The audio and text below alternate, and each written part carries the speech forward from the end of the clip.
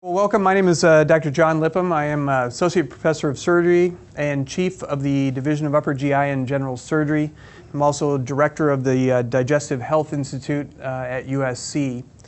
I was one of the principal investigators in the LINX procedure, as well as one of the implanters post-FDA approval. And tonight I'm going to talk to you about reflux, its complications, as well as its progression to esophageal cancer, and appropriate treatment options for patients with reflux, including the LINX device. So first, my objectives tonight really are to discuss the myths and misinformation surrounding reflux disease, because I actually think there is quite a bit of misinformation out there. I'd also like to shed some light on the etiology of reflux. I think most people in the audience think that this is just acid reflux, that somehow there's a problem with the acid in your stomach. But as you'll see by the end of tonight, that's really not the case. We're going to talk a little bit about the progression of GERD, or the complications of GERD, as well as esophageal cancer, and then talk about treatment options. Well, first and foremost, you're not alone. If you've got reflux, there's probably almost half of America that also has reflux. About 44% of Americans suffer heartburn at least once a month, with upwards of 10% of the U.S. population experiencing heartburn on a daily basis. As you'll see by the end of the night, reflux is a serious medical condition. It's much more than just the inconvenience of heartburn. It produces a wide variety of symptoms as well as complications that you guys need to be aware of. So first step is understanding what reflux is. To understand what reflux is, you got to know a little bit about the anatomy. This picture right here is a cartoon. This is your esophagus, which comes down the middle of your chest, passes through a small hole in the diaphragm where it then meets up with your stomach. If we kind of look at that same picture but in an animation, so again, here's your esophagus coming down the middle of your chest, passing through a small hole in the diaphragm where it meets up with your stomach. Right here in an area called the lower esophageal sphincter, this is the whole culprit in reflux. This valve right here is supposed to be a one-way valve. So when this valve is working, it stops any of the gastric contents from coming up into your esophagus. The valve is supposed to open when you swallow to allow food into the stomach. Now the other thing, and many of the physicians won't tell you this, but there's a whole lot more in your stomach than just acid. I think the majority of Americans will think that the only thing in their stomach is acid and food. Well, that's not true.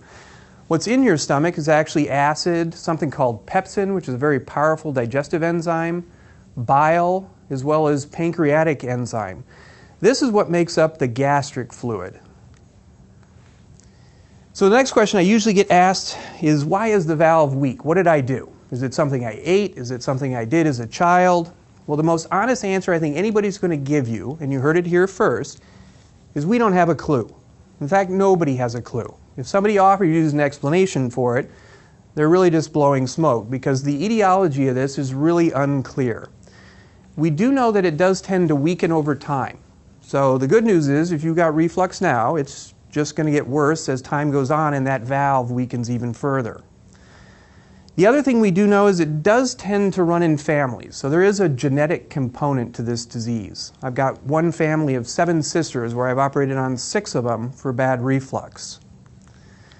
There's also a strong association with hiatal hernias. And what a hiatal hernia is when part of the stomach herniates up through the diaphragm into the chest. There's a natural hole in the diaphragm that the esophagus passes through to meet up with the stomach. That hole in the diaphragm is supposed to be the same size as the esophagus.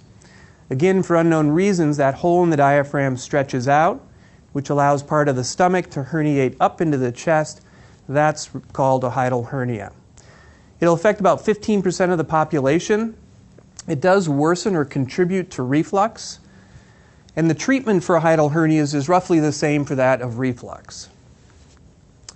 Well, how do you know if you have reflux? That's probably the most logical question that's next. Well, just like any other thing in medicine, we've probably got a dozen different tests that we could throw at you if we want to. But when it comes down to reflux, it's really a simple 3 tests that we need. One of which is a barium esophagram or barium swallow. This is where we send you over to radiology, we have you drink a glass of god-awful tasting liquid, and they take x-rays as it's going down. It's a good screening test. It picks up advanced abnormalities with the esophagus or stomach. But probably the best and the most sensitive test is something called an upper endoscopy. And what that is where we put you to sleep, we take a small camera, we take a look down in the esophagus, and we can actually see what's going on, see what complications you may have experienced or developed because of reflux. During this test, we can take biopsies of any of the tissue that may look abnormal. Like I said, this is probably the most sensitive test, and this is the test I would recommend anybody with reflux to have if they've had symptoms for more than about 3 to 5 years. The next test is what's called esophageal manometry or motility testing and pH testing. These are very sophisticated tests where we can actually measure the strength of your esophagus as well as the strength and function of that valve. The pH test has the ability to actually measure how much reflux you're having, meaning how many episodes, how long they last, when they occur. And this really serves as the gold standard in not only diagnosing reflux, but more important, determining the severity of reflux. For purposes of tonight, however, probably the best thing that you can understand is really what are the symptoms of reflux, because I think here is where a lot of people are confused.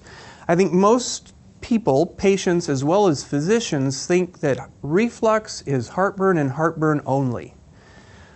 Well, truth be told, heartburn doesn't even have to be present to have bad reflux. In fact, about 30% of the people won't have any heartburn whatsoever. They've never experienced heartburn, they don't know what heartburn is, and yet they've got severe reflux with other symptoms. And what these other symptoms can be is regurgitation. What regurgitation is that ability to bring up the contents of your stomach at the most inopportune time. What people describe to me as bending over to pick a pencil up off the floor and revisiting Taco Bell. Very common symptom associated with reflux. Epigastric pain, that's pain right here at the bottom of your breastbone, is a very common symptom associated with reflux. A bitter or a bile taste in the back of the throat. That's the acid and the bile coming up and getting into the back of your throat so you can taste it. Chest pain or a heart attack.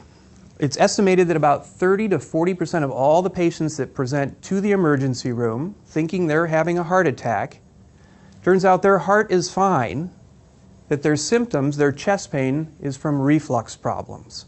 They're doing the right thing by going to the emergency room. Anyone with chest pain obviously needs to go to the emergency room, but over a third of the time it's going to be due to reflux.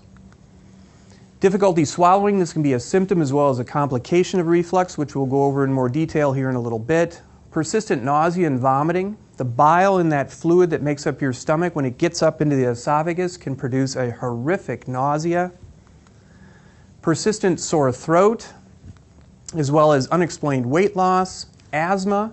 It's estimated that about 30% of all the adults that develop breathing difficulty as an adult or diagnosed with asthma, they don't have asthma, what they have is reflux. And I'll get into the mechanism of that here just in a little bit.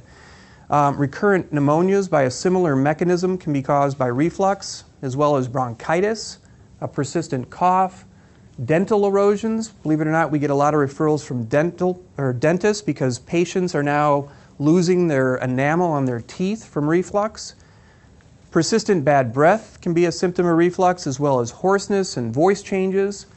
Excessive belching, as well as the sensation of a lump in the throat, are all symptoms of reflux. And this is just a partial list, and this isn't meant to commit to memory. This is just to give you an example that reflux is much more than just the inconvenience of heartburn. It has a lot of other symptoms associated with it. Well, is this a serious problem? Well, obviously I wouldn't be up here, I wouldn't be talking to you right now if this weren't a serious problem. But this is, I think, where we've lost a lot of communication between the physician and the patient, because they don't tell you about the complications and the risks associated with reflux. So we're going to spend a little time going over the complications of reflux. Probably one of the most common complications is that of esophagitis. And what that is just simply inflammation of the inside of your esophagus due to reflux. That acid and bile and pancreatic enzymes, when it comes up into the esophagus, basically produces a chemical burn of the inside of your esophagus. It's really an erosion due to that acidic and caustic material. This picture here on the right-hand side is a picture of endoscopy. So this whitish area right here is the normal lining of the esophagus. Right here, these red linear streaks, these are these chemical burns on the inside of your esophagus that are due to reflux. The only way that we pick these up is during an endoscopy. It really has no symptoms other than your reflux symptoms. Now that's a very mild case of esophagitis. It can get so bad that your esophagus actually starts to look like hamburger, which is pictured here in this middle picture. The esophagus can start to bleed. That damage to your esophagus over time will then lead to the formation of scar tissue, which is represented here in this third picture. That scar tissue we call strictures of your esophagus. The esophagus is a very narrow tube to begin with. If we put scar tissue in it from the healing of that esophagitis, it tends to narrow the esophagus over time. That narrowing will then lead to difficulty swallowing or dysphagia. So now all of a sudden when we try to woof down that Big Mac feels like it's sticking in the middle of our chest. Other complications of reflux are something called poor motility. Your esophagus is really just a muscular tube, and it squeezes to push your food down into the stomach. Food just doesn't go from your mouth and fall via gravity into your stomach. It's actually pushed by this muscle. Well, the bile in that gastric fluid, that stomach fluid, is very toxic to that muscle. And so after years of having that fluid and that bile come up into your esophagus, it damages that muscle to the point where the muscle doesn't squeeze anymore. And if the muscle doesn't squeeze, again, food is going to be sticking in the middle of your chest. The next set of complications I want to go over are what we refer to as the pulmonary and ear, nose, and throat complications. This diagram here represents your esophagus as well as your trachea. So up here in red is your stomach. Coming up your chest is your esophagus here. At the top, it shares a common cavity with your windpipe or trachea. So people that have bad reflux, the fluid within the stomach can come all the way up the esophagus, get into the back of the throat, and go down into your trachea or windpipe. When it does that, it causes bronchoconstriction or bronchospasm of the airways, which will resemble and look a lot like asthma. We have patients that come in and have been treated for years with steroids and inhalers. Finally, somebody realizes that this may be due to reflux. We stop their reflux, and lo and behold, their asthma goes away. Similarly, cough can be a complication or a symptom of reflux. Again, that fluid from your stomach comes all the way up into the back of the throat, irritates the back of the throat, which then leads to the cough. Pneumonia by a similar mechanism. There's bacteria in that fluid of your stomach. That bacteria comes up when you reflux. That fluid and bacteria then can get into your lungs, which then produces a horrific pneumonia, something we call an aspiration pneumonia. Well, it can also lead to inflammation of the airways, or what's called bronchitis, and then over time, with ongoing damage to the lungs from reflux, that will lead to scar tissue formation. Scarring in the lungs is called pulmonary fibrosis. Basically makes the lungs stiff. So now the lungs can't open up to breathe. This is a permanent change or permanent damage done to the lungs. One of the major lung transplant centers in Texas recently looked at all the patients that they were treating for something called idiopathic pulmonary fibrosis and found that over 35% of them, the reason they were transplanting them new lungs was because of reflux damage to the lungs. The other thing that was interesting that they found was that if they didn't do something to stop the reflux in those patients, after transplanting them new lungs, those patients would immediately damage those new transplanted lungs. So again, reflux can lead to a lot of serious problems. In this case, like I said, pulmonary problems. It can also lead to what we call ear, nose, and throat problems, such as voice changes, hoarseness, ear infection, and sore throat. Similar mechanism here, that acid and bile and pancreatic enzymes comes all the way up into the back of the throat. The vocal cords are located right here at the top of the trachea. That caustic material gets on the vocal cords and again causes inflammation and scarring, which can lead to voice changes, hoarseness, and even permanent voice changes. There's also a small little tube that drains down here from the ears. When that fluid comes up with the bacteria, it can get into that little tube that goes up into the ears, leading to ear infections. And then obviously that caustic material coming up into the back of the throat is going to eventually produce erosions in the back of the throat or a sore throat. Probably the most serious complication related to reflux, however, is something called Barrett's esophagus. And this is where I'm going to spend a little bit more time on Barrett's just to go over this, because I think most of the primary care physicians as well as the gastroenterologists out there don't take the time to explain what Barrett's is. So simply put, what Barrett's is a change in the lining of your esophagus. Your esophagus normally has a tissue paper-like lining in it. It's not meant to see the acid and the bile and the pancreatic enzymes coming up.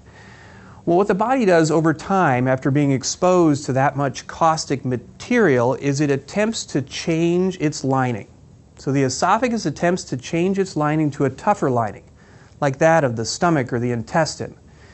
When it does that, that's termed Barrett's.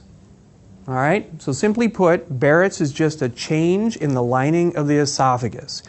As I said, it's secondary to chronic exposure of gastric contents, meaning that acid and that bile. It's going to occur in about 10 to 15% of American people. It's much more common in males, but can occur in females. The biggest thing they don't tell you is Barrett's is a precancerous lesion. This picture here on the right is illustrating Barrett's. Again, the whitish pink area here is the normal lining of the esophagus. This beefier red lining here is Barrett's. The other thing they don't tell you is the formation of Barrett's is probably due to the bile in the stomach, not the acid.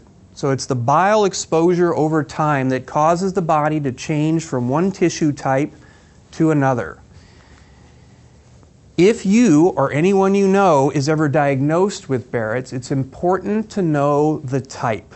There are actually 3 different types of Barrett's esophagus. There's Barrett's with no dysplasia, Barrett's with low-grade dysplasia, and Barrett's with high-grade dysplasia. The term dysplasia just means chaos, sort of at the cellular level. In other words, when we look at these cells under a microscope, if the cells look pretty normal, then that's termed no dysplasia. If they're looking a little bit chaotic, that's termed low-grade dysplasia. And if they're very disorganized, very chaotic, that's termed high-grade dysplasia. So Barrett's with no dysplasia, so the body's done the best job it can from changing one tissue type to another, carries with it about 40 times the risk of the development of adenocarcinoma of the esophagus. What that translates into is about a 0.5% to a 1% risk per year of developing adenocarcinoma. So in other words, at the end of 10 years, that's a 5 to 10% chance that I'm going to develop esophageal cancer. Barrett's with low-grade dysplasia carries with it about 2% risk per year. So now, that 10 years, now I've got a 20% chance of having esophageal cancer. High-grade dysplasia, 40 to 50% of the people with Barrett's with high-grade dysplasia will already have esophageal cancer at the time of diagnosis. In the old days, somebody with high-grade dysplasia, we would take them to the operating room and take their entire esophagus out. And when we did that, in about 50% of the time, we would find an invasive cancer in the esophagus somewhere. We couldn't see it with the naked eye, but once pathology looked at it, almost half the time they would find an invasive cancer in that esophagus. All right, well, the next thing I hear is that, well, okay, yes, Barrett's is a risk factor for cancer, but from what I read on the internet, it rarely goes to cancer. This isn't something you need to worry about. 30 years with Barrett's and mine hasn't progressed. In fact, what I read on the internet was that the risk of it is really only 0.5% chance per year. Well, admittedly, that I guess doesn't sound that bad, but at the end of 10 years, I've still got a 5% chance of having esophageal cancer, which doesn't sound all that good to me. And then so I asked them, well, where did you get this information? Well, I got it from this article here, Sharma, Dysplasia and Cancer in a Large, sounded very authoritative. And I said, well, I know that article. You look at that article, and the other thing they mention is the fact that Barrett's can go on to high-grade dysplasia at a rate of 0.9% per year. Well, like I've already told you, high-grade dysplasia is really carcinoma in situ. This is cancer. If it's not cancer right now, it's going to be cancer. So let me help you with the advanced math. 0.5 plus 0.9 is 1.4% chance per year. So now at the end of that 10-year period, now all of a sudden I've got a 14% chance of having cancer. To me that's not small. That's not a small risk. This is a real risk that I think somebody needs to be worried about. In fact, if you look at the diagram from his article, from Sharma's publication, what he did is he took 1,400 patients that had just been recently diagnosed with Barrett's. Unfortunately, almost 7% already had cancer at the time of diagnosis. Another 3% had high-grade dysplasia. So to me, 10% already out of the gate already had cancer when they were told they had BARRX. Another 7% had low-grade dysplasia. Well, what he did was then he took the remaining 1,100 and had them follow up, or tried to have them follow up every 4 years. 600 of them were agreeable. So this was a big study. Took 600 patients that were willing to come back every year to have an endoscopy to see what was happening with their BARRX. And what he found was that 2% of them went on to cancer during that 4-year period. That's where the 0.5% chance per year comes from. Another 3.6% went on to high-grade dysplasia. That's where the 0.9% per year comes from. Another 16% went on to low-grade dysplasia. If you put that all together, what that translates into is 5% progression per year. That's not small. It's not rare for BARRX to progress. It's bordering on common. And it's one of those elephant in the room type of discussions. I mean, I think we all know it. I think we know that BARRX is a risk factor in a precancerous lesion, but we choose to ignore it. If we ignore it, maybe it's gonna go away. And so that's really kind of how we manage BARRX, by ignoring it, or what we call watch and wait. So if you today are diagnosed with BARRX, what you're going to be told, almost certainly, is, well, it's really not anything to worry about. It's rare that it progresses, but you should come back and see me maybe 1 to 3 years. Well, odds are you won't come back to see me in 1 to 3 years. In fact, less than 50% do. But if you do, you may be the one that progresses to low-grade dysplasia. But even when you progress to low-grade dysplasia, 9 times out of 10, you're going to be told, well, it's very low risk that this would ever turn into anything serious. I don't want you to get worried. The risk is low. Why don't you just come back to see me in another 6 to 12 months? We'll do another endoscopy. We'll check it out. Again, half the people probably won't come back, but if they do, now they're found to have high-grade dysplasia. To me, that is already cancer, and it either means esophagectomy or some other form of treatment. There are some centers, believe it or not, where you'll be told to come back in 3 months. Not anything to worry about. We'll just watch this for now. And then we watch it, and lo and behold, you develop esophageal cancer. And now your options are either palliative care, we can pack your things, get your things in order, or esophagectomy, which is a ginormous operation. And so to me, the risk of this watch and wait mentality is this. It's esophagectomy. It's the development of esophageal cancer and having your esophagus removed. This is a 6 to 8 hour surgery. This is 2 weeks in the hospital. This is major surgery. Right now, esophageal cancer is the 6th most common cause of cancer death worldwide. It's estimated that there's going to be at least 20,000 new cases of esophageal cancer here in the United States alone. And we've seen a dramatic rise in the incidence of this cancer in the last 25 years. In fact, it's been so dramatic and even at epidemic proportions that the National Cancer Institute looked at this and they compared it to all other cancers out there. And so on the screen right now is this graphic of the time trend of cancers. So they looked at everything from colorectal cancer to lung cancer to breast cancer to prostate and melanoma. And largely, most of them were a flat line over the last 25 to 30 years, with the exception of a little rise in prostate cancer and a little rise in melanoma. But the pink curve right here is esophageal cancer over this period. And over this 25 to 30 year period, we've seen a 600% increase in this type of cancer. It's the fastest rising cancer of any cancer out there. And yet it doesn't get any media attention. You don't hear about it on the news. You'd be lucky if your physician even discusses it with you. But yet, it's the fastest rising cancer of any cancer out there. And it's really just a progression of GERD. That's as simple as that. It starts with the chronic injury, meaning it starts with reflux and reflux damage to your esophagus. Over time, that continued reflux leads to BARRX in some patients. Over time, ongoing reflux is then going to lead to low-grade dysplasia, high-grade dysplasia, and eventually on to cancer. And the way we're managing it is just with a watch and wait mentality. We just sit here and we watch and we wait for you to progress down this pathway. So I thought to myself, there's got to be something different here. There's something different about this cancer or this organ than other organ systems. I'm the one that's off here. So I decided to take a step back and look and compare it to something else. So I figured, well, the colon, it's a tube, other end of the body, one piece of plumbing. Let's see how similar they are. So what I want to do is just compare esophagus to colon. So what I found in my little investigation was a lot more deaths with colon cancer, a little more prevalent. So there's about 52,000 deaths per year from colon cancer. As of 2007, when I put this data together, it was only about 14,000 esophageal cancer deaths. It's now up to probably about 20,000. Interestingly enough, what I found was that the precancerous lesion associated with colon cancer was the colon polyp.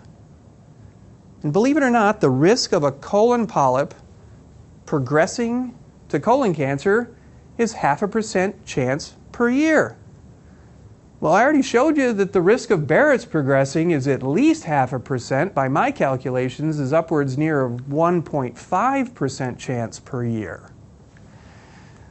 For colon cancer, we do screening. Everybody gets a colonoscopy at age 50. If you've got polyps and you've got to have them taken out, you've got to come back to have more taken out. So we do great screening, we do a lot of surveillance, and the management is to remove the polyps. Unfortunately, for esophageal cancer, we don't do any screening. You'll be lucky if anybody ever recommends you should have an endoscopy because of your reflux symptoms. We do very poor surveillance. You may be told to come back in 1 to 3 years, but odds are you're going to forget. And our real management strategy with Barrett's and esophageal cancer is to watch and wait. Well, then I thought to myself, well, screening must not make a difference. Screening and surveillance. We do all that work for colon stuff, and it probably doesn't matter worth a hill of beans. Well, right about that same time, this article came out that answered and looked at that very question.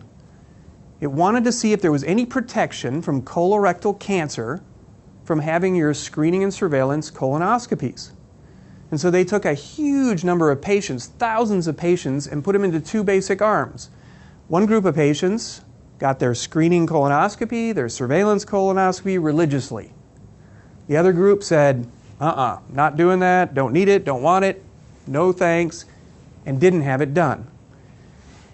And so what this study wanted to look at was, are we preventing colon cancer by taking out the colon polyps? Simple as that. They weren't looking to see if they picked up colon cancer earlier or made it more curable.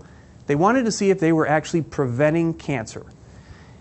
And what they found is the patients that got their screening colonoscopy and surveillance colonoscopy and polyps removed had a 77% lower incidence of colon cancer.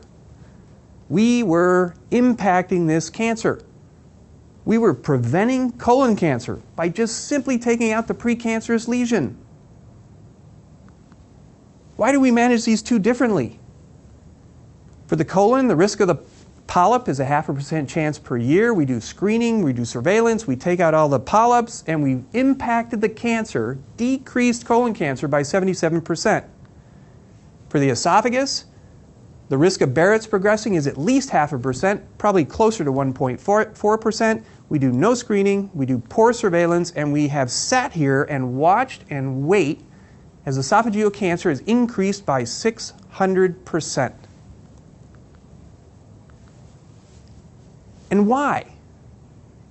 The old answer would be, well, we don't really have a good way of taking out Barrett's.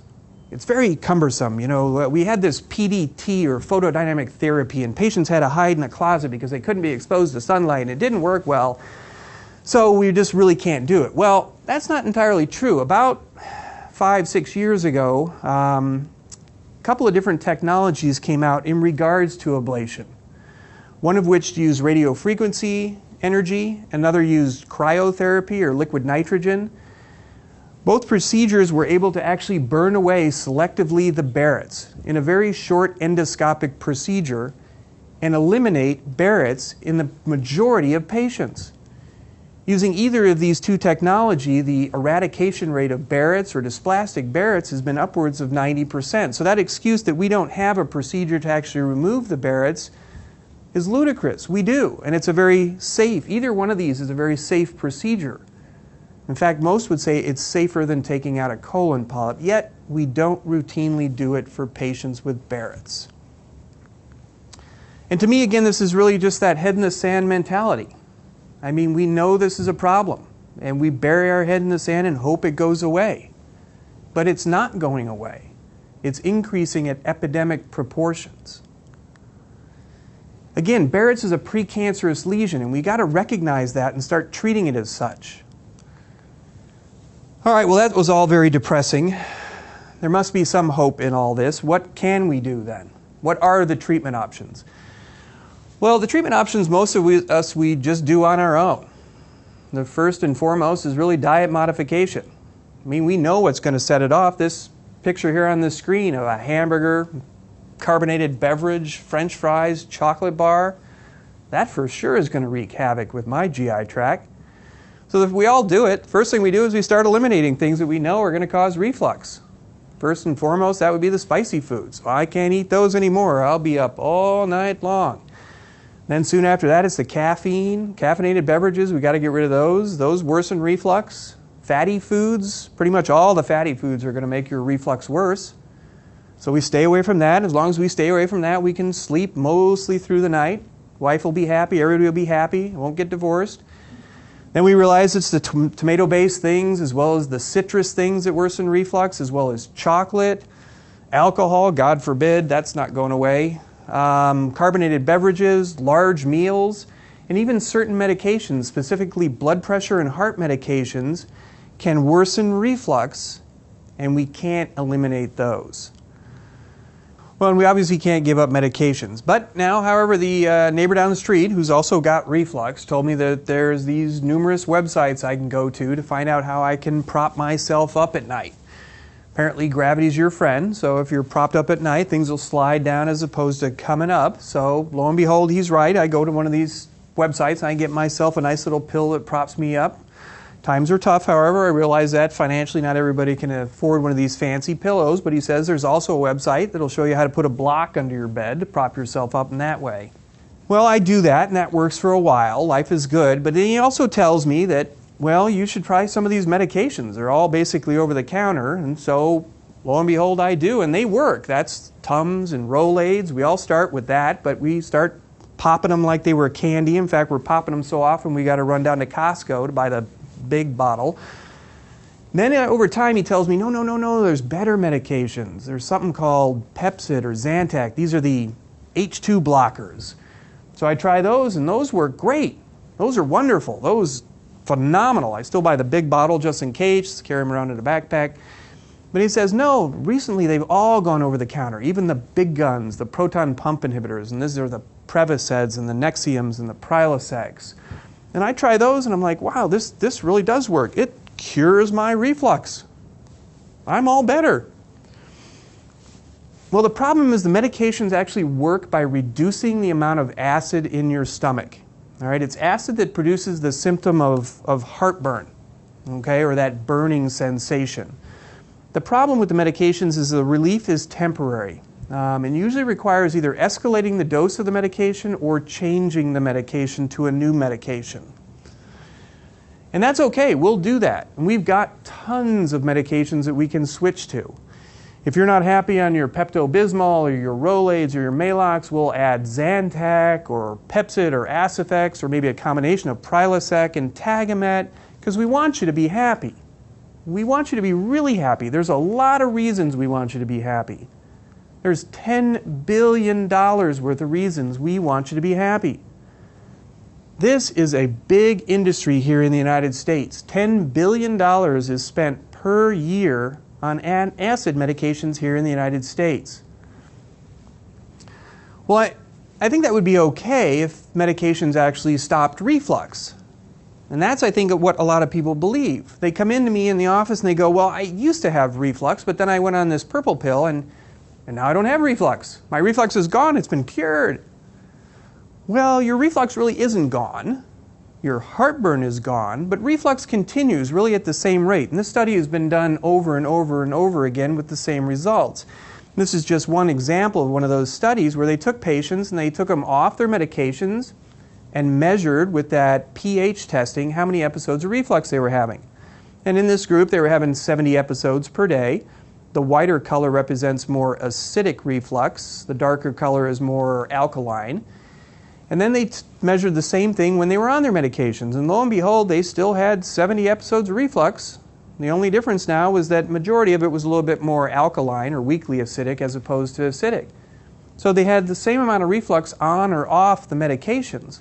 All the medications were doing is masking the symptom of reflux, meaning the heartburn.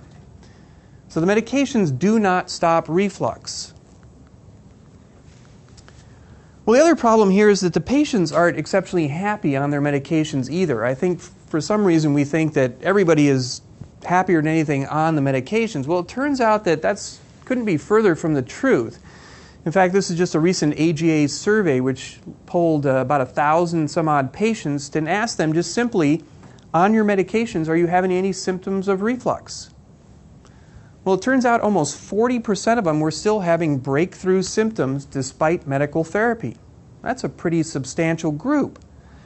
Now, the other factor in this was whether or not the long-term use of the medications was actually safe. In fact, a lot of patients are coming in now questioning that because they read this on the internet. What they see is FDA warnings about osteoporosis and possible bone fractures, to dependency issues on these medications, to magnesium deficiency, to focal arrhythmias, to increased risk of C. diff colitis. This recent publication in July of 2013, an unexpected effect of proton pump inhibitors, elevation of the cardiovascular risk. So what they found in this study was an increased risk of heart attack and stroke associated with long-term use of these medications. This was then followed in December of 2013 by this article on vitamin B12 deficiency. It only took about 2 years before patients were at about 1.65 times the risk of developing symptomatic vitamin B12 deficiency. These are serious consequences of these medications, and patients are concerned. Well, I think all that would be okay if the medications actually protect you against more worrisome complications. Specifically, really, esophageal cancer. I mean, I guess I could live with, the scar tissue issue or breakthrough symptoms, but, even if it's a 5% chance or a 14% chance of having esophageal cancer at the end of 10 years, that's something I don't want, obviously. And so this study actually was done a while ago, about 1999. It was published in the New England Journal of Medicine by a guy named Langerhans. And it was a fairly simple study. What he looked at was really just 2 groups of patients. Both groups had really bad reflux. One group took the purple pill. They took medications for relief of their symptoms. The other group chose to just grin and bear it. Didn't want to take medications, would just sort of live with the symptoms of reflux. And what he wanted to do is just look at the incidence of cancer in these 2 groups. The patients that took meds and the patients that didn't take meds. So here this bar graph represents what he found. The first group, represented in yellow here, didn't take any medications for their reflux. Again, they just sort of grin and bear it. They had bad reflux, but they didn't want to take anything for it. Now, for mass simplicity, we've sort of simplified the table here, but their risk, let's say, was 1. Now, what he suspected was that the medications would probably decrease that risk to somewhere around half of that risk, so somewhere around 0.5. But what he found, surprisingly, in the patients that took medications for their reflux was that their risk of esophageal cancer was actually almost 3 times that of those patients that didn't take medication. So not only weren't the medications protecting us, they seemingly were even increasing our risk of the development of esophageal cancer. And again, this is just a progression of reflux. Again, it's reflux that leads to the Barrett's, it's reflux that leads to the dysplasia, and reflux that leads to cancer. There's good evidence to suggest that this is being driven by the bile in the fluid of our stomach, not the acid, which may explain why the medications aren't protecting us against the cancer. The medications aren't going to do anything to suppress the bile. And if it's the bile that's driving this pathway, it's not surprising that they're not protecting us against the formation of esophageal cancer. All right, well, again, that really wasn't any more happy or anything than anything else. Still pretty depressing. there must be some hope in this. And I guess the hope in this, to me, would be something that actually restored the barrier to reflux. So what stops reflux? Well, we do have a couple of different options. There's minimally invasive surgery, or what we call laparoscopic surgery. The traditional treatment has been that of the Nissen fundoplication, or Nissen wrap. Over the years, we've tried numerous different endoscopic treatments, from Stretta to Endocinch to Enterex to Sofix to Metagoose. We're not going to go over them in great detail. Bottom line is most of them really don't work well, if at all, and so we're not going to spend any time on those. But one of the more recent developments has been a new procedure called the LINX sphincter augmentation device, or LINX reflux management system. And we'll go into quite a bit of detail about both that and the Nissen fundoplication. So the first one, like I said, isn't a newer procedure. It's been around for 60, 65 years. We used to do it through a great big incision. With the advances in technology, we've been able to now do it through little incisions, or what's called minimally invasive or laparoscopic surgery. What this surgery is we actually mobilize and we free up the stomach. The stomach's actually attached to the spleen and around the diaphragm, and so we have to kind of free up all that tissue. We cut that tissue, and then we then wrap the stomach around the end of the esophagus where that weak valve is. And we then sew it there. Almost looks like a hot dog in a bun when we're done. And that wrapping of that stomach around there recreates a new one-way valve. All right? It's done laparoscopically, like I said, through little incisions. It's usually 5 little incisions, each of which are an inch or so in length. It takes most surgeons about an hour to 2 to do one of these. It does require an overnight stay in the hospital. Most patients take 1 to 2 weeks off of work. It does work, though. It's 90% effective in restoring the barrier to reflux, meaning fixing the underlying problem, that weak valve. It will immediately stop acid, bile, pancreatic enzymes, all the fluid in the stomach from coming up. Patients are able to stop their heartburn medications immediately post-op. And many publications have shown that it has substantially decreased the chance of developing BARRX or progression to esophageal cancer. Well, are there any downsides to the Nissen? Well, as a surgeon, I'd like to stand up here and I'd like to tell you, no, there's no downsides to any of the procedures I do. But that couldn't be further from the truth. The 90% success rate that I quoted to you earlier is really in very experienced centers, places that do a lot of this. There's many a publication out there which shows that the success rate of these procedures is really down around 50 to 60% when done in a community setting or by surgeons that don't do a lot of this. There are some side effects of the Nissen fundoplication, such as gas and bloating and the inability to belch and vomit, as well as some difficulty with swallowing associated with the Nissen. Now again, as a surgeon, I could stand up here and I could tell you that, well, my patients are 90% of them are cured long-term for life. They don't really have any gas, bloating, dysphagia. They're all happy as anything. But unfortunately, with the internet today, that's not what is out there on the internet. What's out there on the internet is the community experience with the Nissen fundoplication.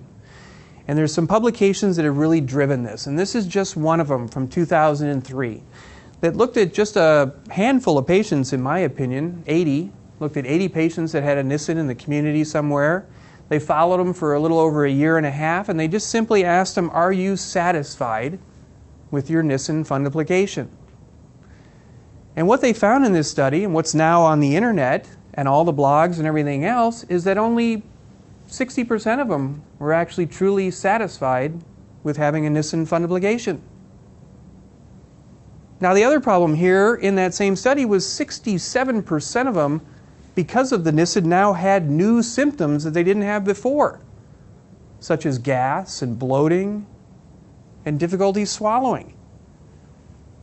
And now to add insult to injury, in this study, over 30% of them were back on their medications.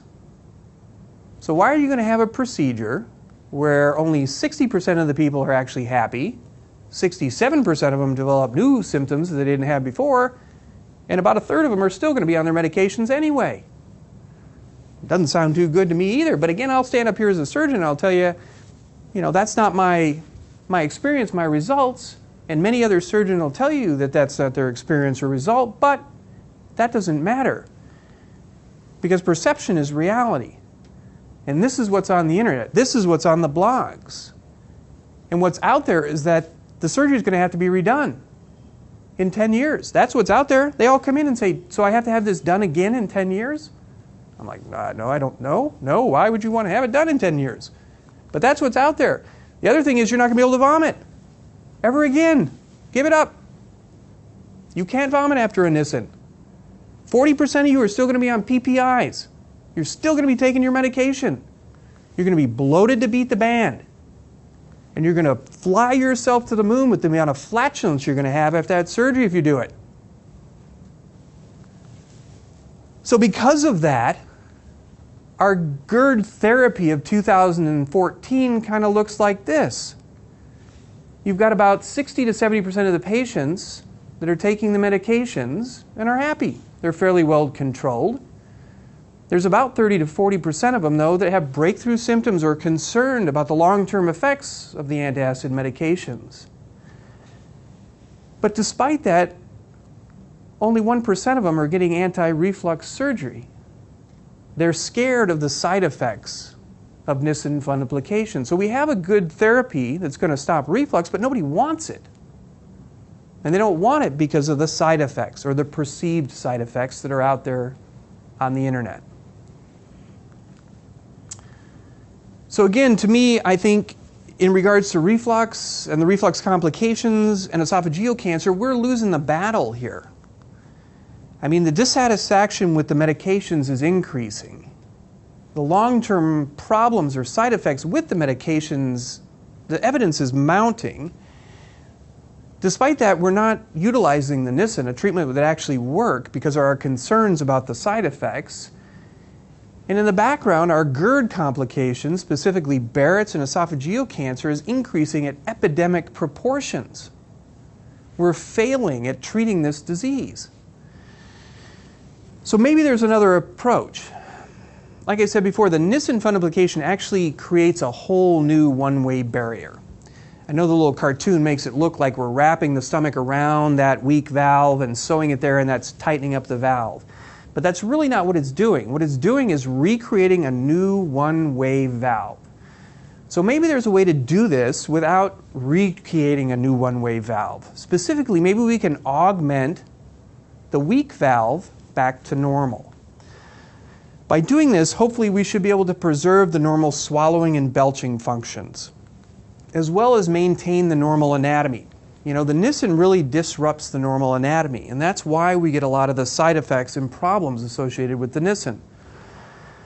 It needs to be minimally invasive, obviously. We also need to make it simple and standardized. Part of the problem with the Nissen over the years has been that it hasn't been standardized, and it is not a simple procedure. And because of that, there is a lot of variability in techniques as well as outcomes in regarding the Nissen fundoplication. So in other words, we got to make the procedure idiot-proof. So about 9 or 10 years ago, 2 engineers from a small startup company came out and visited with me and my boss at the time, Tom DeMeester, came with an idea. And that idea was just simply magnetic sphincter augmentation to address this therapy gap, meaning this reflux treatment gap. Well, I was a young faculty member at the time, and I'm sitting there with Tom DeMeester, who would listen to everybody and anybody, and he was just sitting there scratching his chin, listening to this, going magnets around somebody's esophagus, and I'm like, you know, that sounds like an idea, all right, but, you know, not one that I'm going to be signing up for today. I'm sort of standing in the background of him going, I don't do it, don't agree. I've actually put together a list of the things that I thought in my lifetime were going to happen before I would be putting magnets around somebody's esophagus. This was one of them. This actually happened just a few years ago. And once it did happen, then lo and behold, I listened a little bit more to Tom DeMeester. So what they then explained to me was that magnets were just a little bit different than anything else we could put around the esophagus, such as a rubber band or a spring. And with those things, the further out you get them, the more forces of attraction there are. But with magnets, it's quite the opposite. The further apart the magnets get, the least amount of forces they have of attraction. The closer they get, the higher the forces. So what they designed was this little magnetic bracelet. So each magnet is housed in a little titanium case, and they're each connected by a little titanium link. Each of these links connecting these individual magnets allows for the device to open and close, or actuate, spread apart. And so the idea here was, again, that valve at the end of the esophagus is the culprit. It's weak. And so the idea was to go in there and place the device around the end of the esophagus where that weak valve was. The device is not compressive, it's not squeezing the esophagus closed, but it's resisting the opening of the stomach and that lower esophageal sphincter. The forces of attraction are helping to keep it closed. The forces of a swallow, the force of a belch or a vomit, will cause the magnets to spread apart to allow for normal physiologic function. Ideally, this would be a laparoscopic placement, 20 to 30 minute procedure, very limited dissection. We're not going to alter the anatomy substantially and potentially even make this procedure outpatient.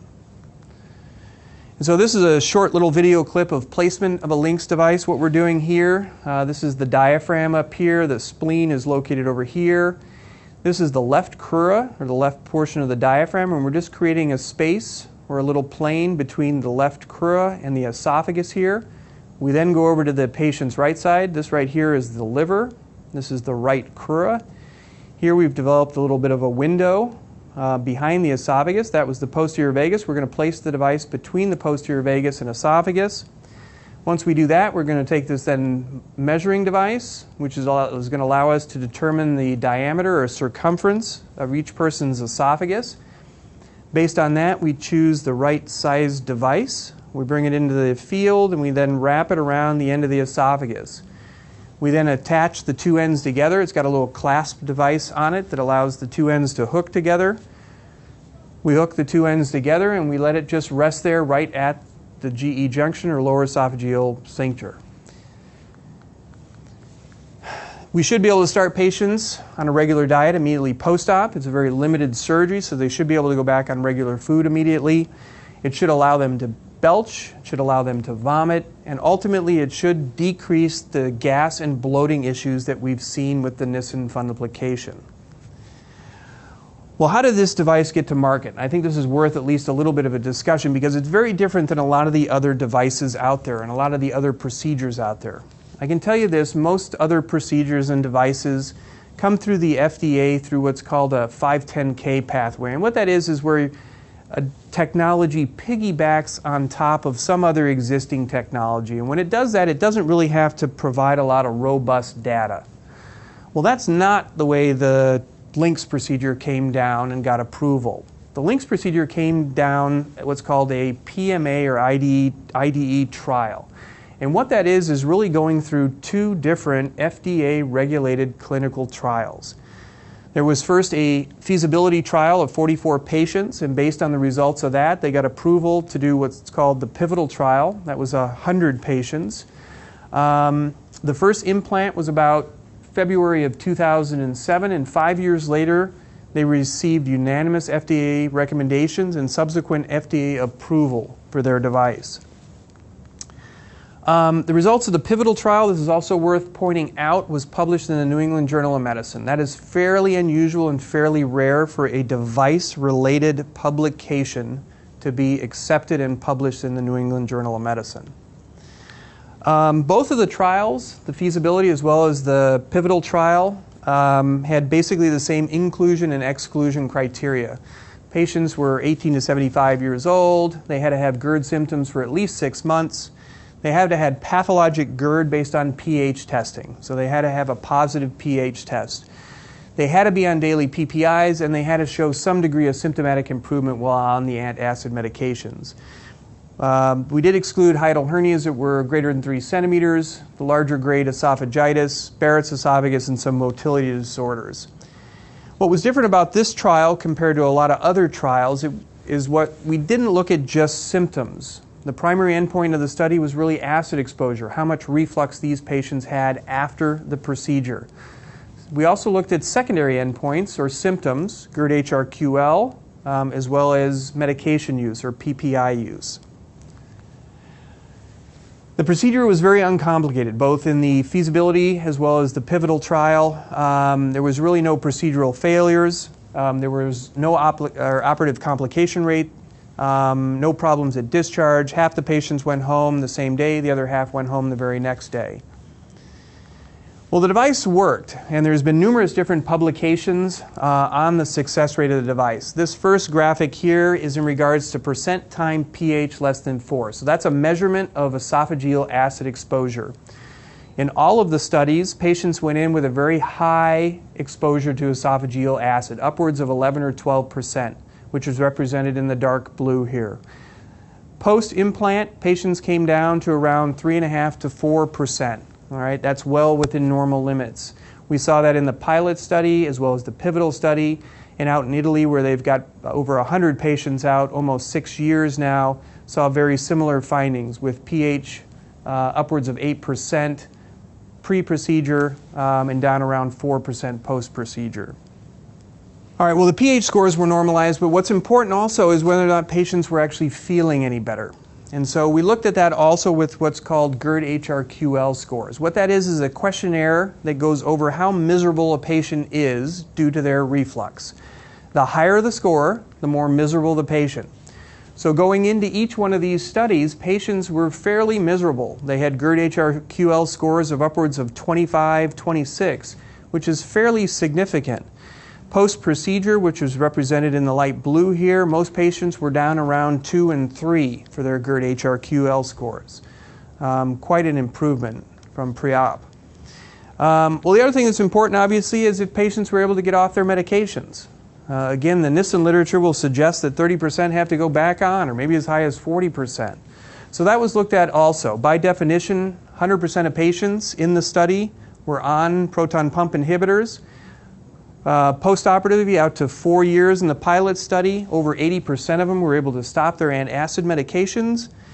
Again, in the pivotal trial, similar findings. 100% were on their medications going into the study, and again, over 80% were able to stop their medications afterwards. Italy's experience and then a European registry of almost 250 patients again shows the same thing. 100% of patients on medications going into the study after LINX placement. That drops down to around 80%. Patients also noticed improvement in regurgitation. Almost all patients, upwards of 90% of them, had some degree of regurgitative symptoms before implant of the device.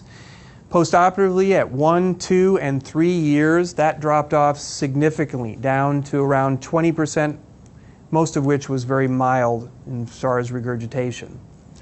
Well, what about my ability to belch and vomit? You told me that was one of the biggest downsides to the Nissen fundoplication. Well, we looked at that also, and most patients, almost all patients, I'll say, were able to belch and vomit after the LINX procedure. This top right pie graph here represents the findings in that. About 97% of the patients could vomit at 4 years after the procedure. The other pie graph here represents the ability to belch. 97% of the patients were able to belch after placement of the LINX. The bottom two bar graphs here was sort of a surprising finding. The first of which is the bloating frequency. Almost 40% of patients before we did the LINX procedure on them reported severe bloating. Bloating is a very common symptom associated with reflux. After you have a Nissen fundoplication, that bloating goes up to about 70 or 80% of the patients. Their bloating actually worsens in the majority of the patients. Surprisingly, what we found after LINX placement was the bloating actually improved. So the bloating went from 40% of the patients down to around 15, 10% by 1 and 2 years out from the procedure. We also noticed a decrease in flatulence or gas from below. So again, about 35% of patients going into the study had increased flatulence. Post-LINX procedure, that dramatically decreased to down around 15, 10% by 2, 3, and 4 years out from the procedure. The main side effects of the procedure have been really temporary and self-limiting, and that's been dysphagia, or difficulty swallowing. With the Nissen fundoplication, we also see difficulty swallowing. It's pretty much universal. Because of it, we usually send a Nissen patient home on liquids for several weeks before sending him home, then on soft foods after that. With the LINX device, because it is a foreign body, it's an implant. It's similar to like a knee replacement. We need to keep that device moving. We need physical therapy for the device. Patients with a knee replacement go home with physical therapy immediately. They don't want that new knee getting stuck in scar tissue. Well, the same thing goes for the LINX device. All right? The only physical therapy for the LINX device is going to be eating. And so purposely, we tell patients to go home and eat at least soft and preferably regular food after the LINX procedure to get that device to open and close so it heals in naturally. Well, the other thing is that the LINX device can be removed. It's a laparoscopic procedure. It's been taking us about 20 to 30 minutes to take these devices out. There's been no complications related to the actual removal. The anatomy is not significantly altered or changed. And we've even done Nissen fundoplication at the same time as removal of the device. The worldwide experience with the LINX right now has been about over 2,100 have been implanted worldwide. Follow-up now is out to about 7.5 years. There have been no procedural complications. The reversal rate or need to explant or remove the device has been hanging around 2.5% to 3%. Half of those have been for persistent difficulty swallowing. The other half have been for persistent reflux symptoms. There have been no migrations of the device. There have been 3 erosions for an overall very low erosion rate of around 0.2%. So who is the LINX candidate? Is everybody a candidate for the LINX? Well, I mean, what we've seen at our center is really, it seems to be the younger patients. They're very internet savvy. They seem to know more about the LINX than I do, and they seem to know more about me than my wife does. They also seem to be more of the mild to moderate reflux patient. They tend to have smaller hiatal hernias. They either have no reflux esophagitis or very mild forms of esophagitis. They've got normal strength or motility of their esophagus, and they're moderately well controlled on PPIs. They're really sort of the Generation Y. They don't really want to be inconvenienced by the occasional breakthrough symptom, nor do they want to be inconvenienced by the need to take a medication on a daily basis. And so for me and for us, the LINX patient has really been in that 30 to 40% that were not completely satisfied with their medications. Either they were having breakthrough symptoms, or they just simply don't want to be on a daily medication to treat their reflux. So for us, it's really been a simple, safe procedure that clearly stops reflux, normalizing pH, getting patients off their medications, and making patients feel better. The biggest benefit is that it's without the side effects of the Nissen fundoplication, the gas, the bloating, the inability to belch and vomit. And so my final proposal in all of this is really just to stop shopping in this section of the pharmacy. This is the fastest rising section of any section in the pharmacy. And it's really not doing anything to help stop the progression of this disease. Again, reflux continues on medications like I showed you, and I think there's good evidence to suggest it's being pushed by the bile. The medications aren't doing anything to address the bile, and so we can't expect them to change this progression.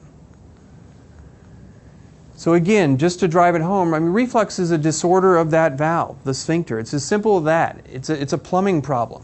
You've got a weak valve at the end of your esophagus. It has nothing to do with the acid in your stomach. The treatment is really to fix the valve. That's what's providing a barrier against reflux. If you have a weak valve, you're going to have reflux. It's as simple as that, on or off medications. So again, the problem is the valve. And so the solution is to fix the valve, whether that be with the LINX or the Nissen, both of which will fix it. But something needs to be done to stop the progression.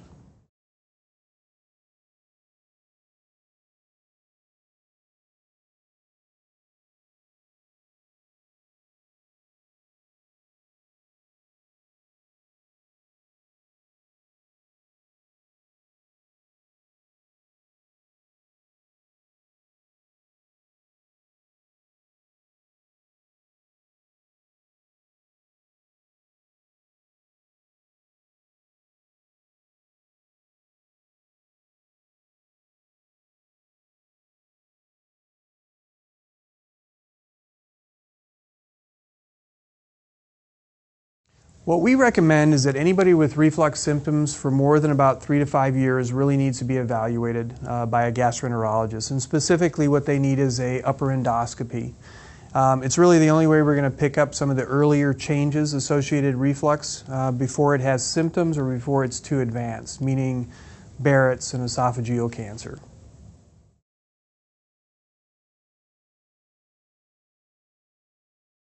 There are actually many red flags associated with reflux problems. I think probably the most concerning is that of the development of difficulty swallowing or dysphagia. That is a huge red flag and really deserves immediate attention. Other red flags, I think, are those of nighttime symptoms. What we find is those patients that are having more and more difficulty at night when they sleep with reflux have a much more advanced version of reflux. So that really needs attention. And probably the last category is really that anybody that was well controlled on their medications that now is developing new or worsening symptoms.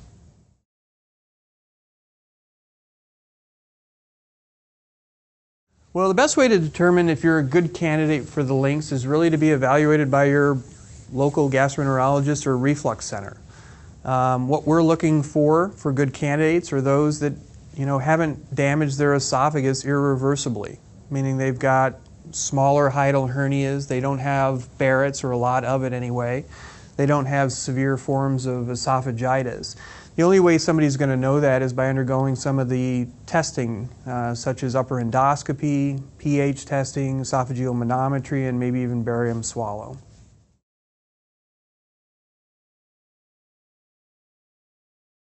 Yeah, the way we determine if somebody is a good candidate for the LINX procedure is really to undergo a couple of tests. Usually the first one is a simple barium swallow. It gives us kind of a roadmap of the esophagus and stomach, helps us determine the hiatal hernia size.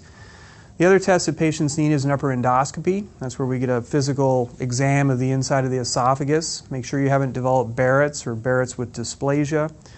We also need something called esophageal manometry and pH testing. Manometry is how we assess the strength of your esophagus, and then pH testing is how we measure how much reflux you actually have. Combination of all those tests determine sort of who's a good candidate for the LINX and who'd be better served by the Nissen fundoplication.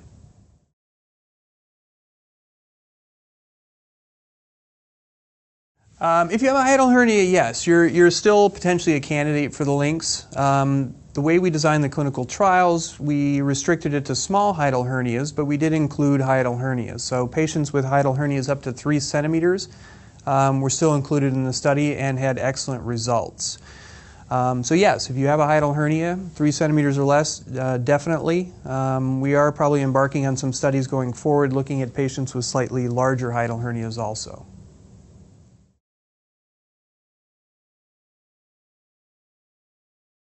LINX is implanted laparoscopically. So what that is small little incisions sort of throughout the belly. We go in with a small camera, small little instruments, and really what we do is just simply place it around the end of the esophagus.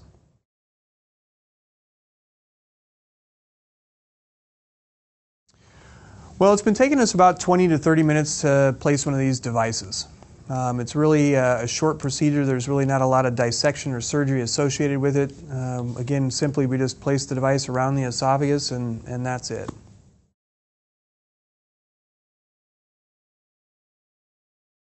The procedure doesn't require an overnight stay. About 80% of our patients have been going home the same day. There are some insurance companies as well as some patients that opt to spend the night, so we do it sort of on an individual basis.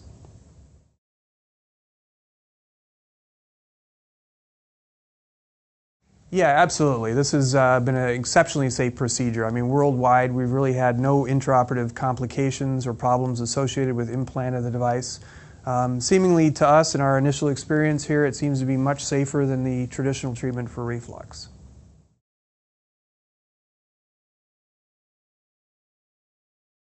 Because LINX is a relatively new procedure, none of the commercial insurance companies have a coverage policy in place. But they are approving this on a case-by-case basis based on the specifics for each individual patient. So at our office, we've been appealing every decision and probably been about 60 to 70% successful in getting patients approved on the appeal end.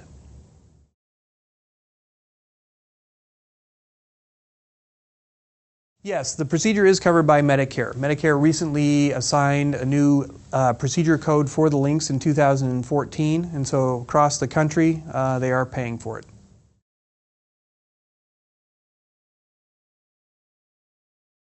Well, since insurance companies right now don't have coverage policies in place for it, if you call them, the response you're going to get is across the board, no, it's not covered.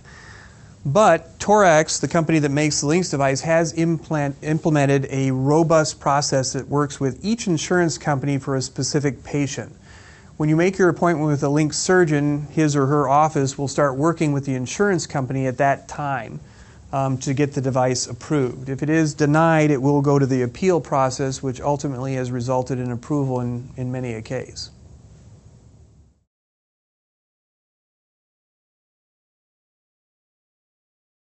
The recovery is actually pretty quick. Most patients will tell me anyway that the pain's usually gone within a week. Most of them are back to work within 1 to 2 weeks. Patients usually will tell me that by 6 to 8 weeks they're feeling about 80 to 90% back to normal. Full recovery from any surgery is going to be 3 months. That's the normal healing process of the body.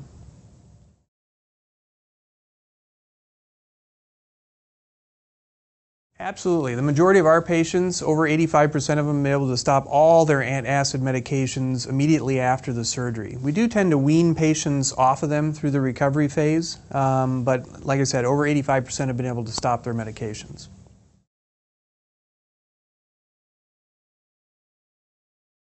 Well, I think it's really the converse of that. There aren't really any diet restrictions.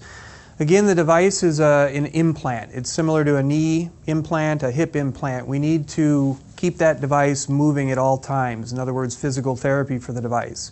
So what we tell patients is that they need to go home on regular diet or at a minimum of soft food to get that device to open and close so it heals in correctly.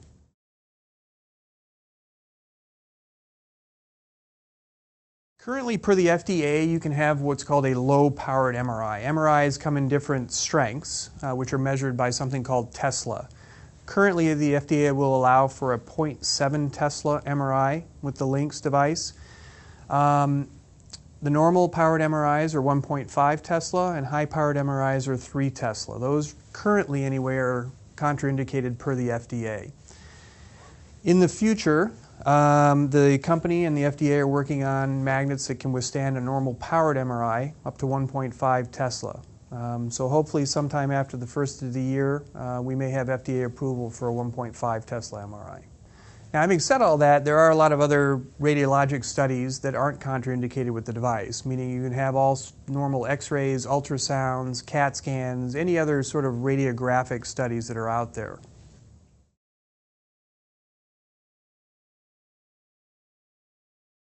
Well, at this point, I don't think we know how long the device lasts. We've got patients that are out 7.5 years. Based on the design and engineering, we expect the device to last a lifetime, but again, we don't know that for sure. What we do know is that the magnets are made from a very rare earth magnet, which shouldn't lose their force of attraction for a lifetime. So we'd expect the force of attraction of those magnets to last a lifetime, and therefore the device to last for a lifetime.